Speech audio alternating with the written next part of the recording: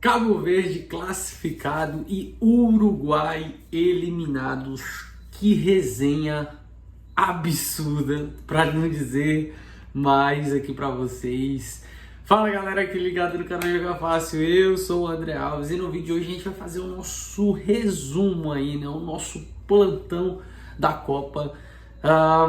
Então temos bastante conteúdo aqui para falar, mas antes quero agradecer vocês aí pelas visualizações, comentários, curtidas, vocês têm me ajudado muito e peço aqui que vocês se inscrevam no canal, assim vocês me ajudam e me motivam a trazer mais ainda conteúdo de futebol, minha análise, minha opinião, minha visão sobre o que eu acho aqui, muito achismo, mas muita opinião também, beleza? Ó, eu tô com a meta de 150 seguidores, então se vocês puderem me ajudar aqui e se inscrevendo no canal, eu ficarei muito grato, beleza? Antes da gente chegar e falar da cereja do bolo, né, precisamos falar de um dos jogos mais aguardados do dia, que é França e Noruega. 4-1. Não sei se esse som tá saindo para vocês, mas tá tocando MC Rian lá do carro, de som ali fora, alto pra caramba, deve ter acordado o bairro inteiro. Ó, parou. Menos mal. Parou não, só diminuiu. Mas enfim, um jogo que ficou 4-1. Eu não sabia que a Noruega ia com um time misto, um time reserva, né? Parece altitude que é reserva. Haaland não entrou em momento algum. Eu faltei ver o último gol, que foi o gol do Desiré Doué. Não consegui ver esse gol. Mas assim, o restante do jogo inteiro eu vi foi um completo amasso por partes. Teve um momento que a Noruega joga bola, consegue competir de igual para igual, mas eu senti uma França com o freio de mão puxado, tocando muito atrás, muito retraído em alguns momentos, atacava e ataca com muita força e impacto que a França faz, né? Ela é assim, ela é uma reativa e em alguns momentos ativa e controla o jogo muito bem. Só que senti os jogadores em alguns momentos lentos demais, tocando muito para trás, passes que eles podiam achar entre as linhas na frente, eles não estavam procurando, nem encontrando ou tentando encontrar, nem procurando. Tinha momentos que o Koundé era o cara que estava ali tocando para lá e para cá e todo mundo devolvia a bola para ele, né? Koundé, esse que é zagueiro, né? Então assim, daí vocês já tiram de base como que foi esse cadenciamento do jogo por parte da França.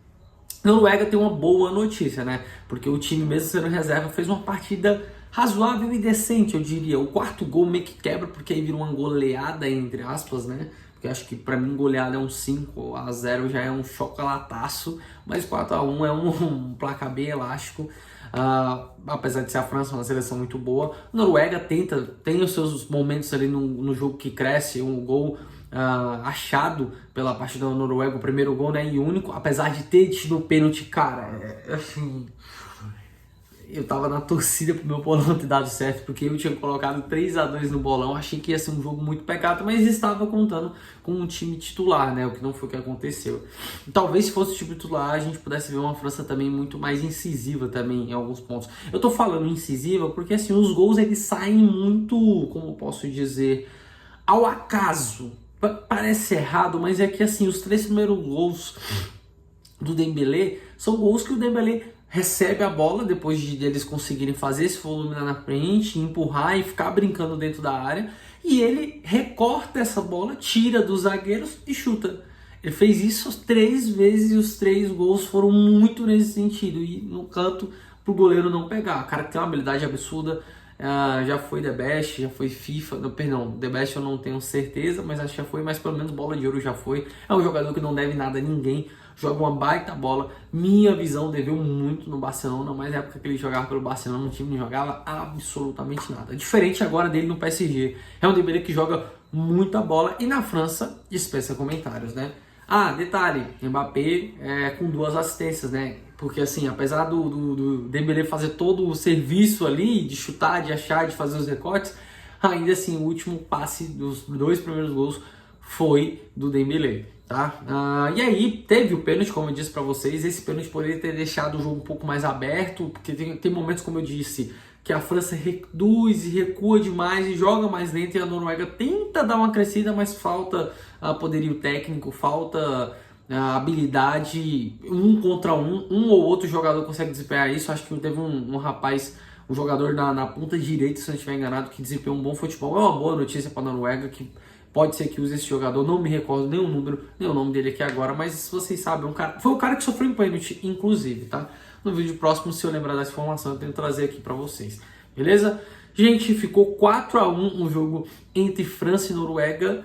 Noruega que estava se preparando e resguardando os jogadores titulares para enfrentar, já está classificado, então era um jogo só para brigar quem ia ser o primeiro colocado. Noruega colocando suas reservas, meio que diz assim, ó, eu não quero a primeira colocação, tô aqui só para cumprir tabela esse jogo e é isso, tá? Diferente de Senegal, que não tem nada a ver e goleou o Iraque, se classificando para a fase eliminatória, né? Para a fase de mata-mata. Eu vou só trazer para vocês aqui os terceiros colocados, né? Para dar uma visão de vocês como que tá a situação até esse momento. Ó, então temos Suécia com 4 pontos, Equador que conseguiu ontem a sua classificação contra a Alemanha no 2-1, maravilhoso. Bósnia com 4 pontos também, que fez uma baita partida ontem. Paraguai que conseguiu nos detalhes conseguiu se classificar com 4 pontos. Senegal, até o momento essa lista pode mudar, porque tem alguns times aqui que ainda tem margem para poder passar alguns dessas seleções, como a própria a Bélgica tem 2 pontos, se a Bélgica vencer o jogo de ontem vai a 5, diferente da Suécia que não joga mais, não tem como mais pontuar. Mas por enquanto, até o 7º colocado nós temos a Coreia do Sul com 3 pontos, Croácia em 6º com 3 e Senegal, como eu falei, em 5º com 3. Senegal está garantido e não tenho certeza, tem um cálculo de matemática que tem que ser feito, mas eu me recordo agora. Mas por enquanto, essa é a tabela dos terceiros colocados. Gente, vamos falar agora de o jogo que acabou de terminar, Uruguai e Espanha, um dos jogos mais horríveis que eu assisti nessa Copa inteira no sentido técnico. Duas seleções que maltrataram e machucaram muito essa bola, muito mesmo. Mas a Espanha não tem nada a ver com o Uruguai e o Uruguai está eliminado da Copa. Com certeza uma das decepções dos sul-americanas mais assim inesperadas, né? Porque muita gente até apontava a Argentina ou coisa do tipo, mas não, o Uruguai fez a proeza de não ter nenhuma vitória, conseguir 2 empates e assim, absurdo. E aí, do outro lado, que vem assim a maior surpresa, assim, por um lado a gente tem uma surpresa negativa, entre aspas, porque para mim o Uruguai é rival, então tanto faz se eles se classificaram ou não, mas o time tinha elenco para se classificar, e aí é um outro ponto que a gente vai conversar, que é o técnico e tudo mais, no sentido técnico, né, falando assim. Mas Cabo Verde não tem nada a ver e consegue os seus 3 empates. Se classifica sem vitória, é um fato, mas se classifica com muita luta, muita entrega, muito suor, num grupo que em tese era um grupo da morte, por você ter a Arábia Saudita que aprontou na Copa passada para cima da Argentina e para cima do seu grupo. Neste grupo agora com Espanha, Uruguai e Cabo Verde, o Cabo Verde não era cotado para se classificar e está lá entre os times classificados. A Espanha se classifica de uma forma culposa porque tem elenco, tem time, consegue jogar, mas não consegue ser tão incisivo e competitivo no último terço, né? Ganhou o primeiro jogo com um placar não tão elástico, acho que vai a 1-0, se não me engano, contra a Arábia Saudita. Segundo jogo acho que o segundo jogo é contra... primeiro jogo, na verdade, é contra o Cabo Verde, eles empatam. No segundo jogo, eles ganham de goleada em cima da Arábia Saudita, a Espanha, tá? E no terceiro jogo, que é o caso de agora, eles ganham do Uruguai de 1-0. O Uruguai que tentou de todas as formas, muito mesmo, mas não conseguiu. Diferente, como eu falei, de Cabo Verde, que empatou com os 3 e está classificado. No meu bolão, eu tinha colocado que o Cabo Verde faria pelo menos um gol em cima da Arábia Saudita. Não aconteceu, mas a classificação deles veio mesmo assim. Os 2 classificados, obviamente, Cabo Verde com 3 pontos, fazem história, escrevendo a sua história na Copa do Mundo. Primeira vez jogando, se não estiver enganado, e não só satisfeito, ainda se classificaram. Tem muita seleção copeira por aí que está ficando para trás, como o próprio Uruguai. E tem seleções como Costa do Marfim, que está fazendo história, e Cabo Verde também está escrevendo sua história na Copa do Mundo. Muita gente dizia que Copa do Mundo com esse tanto de seleção seria uma coisa muito esquisita e tudo mais. Eu estou adorando, tá muito massa, muito divertido. E a gente só fica triste porque está acabando, né? A verdade é que cada dia que passa os jogos diminuem, os horários de jogos diminuem. Antes a gente tinha jogo 2, 4, 6, 8, 9, 11 e 1, agora a gente tem 2 jogos por horário, e os horários são às vezes 5, 8, 11 e só no outro dia depois. Muito triste, mas isso tudo como é bom, dura pouco.